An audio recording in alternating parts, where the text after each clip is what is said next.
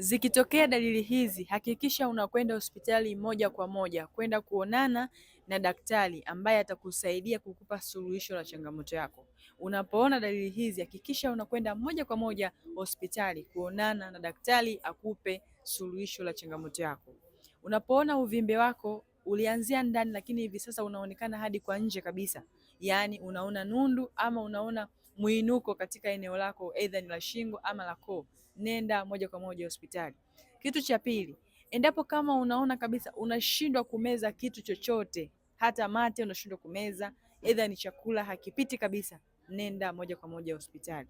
Lakini kitu cha tatu, unapoona sauti yako inabadilika mara kwa mara, aidha sauti yako inatoa mitetemo au wakati mwingine unaamka sauti imeisha kabisa kabisa, nenda moja kwa moja hospitali. Usikubali kutumia dawa kiholela, aidha dawa za kupunguza maumivu ama dawa zituliza tu changamoto hiyo. Nenda moja kwa moja hospitali ukafanye vipimo ili uweze kubaini chanzo cha tatizo lako. Share hii video kwa mtu mmoja ambaye ulimuona ama ulimsikia anapitia hali hiyo, ili uweze kumfikia na kutambua chanzo cha tatizo lake.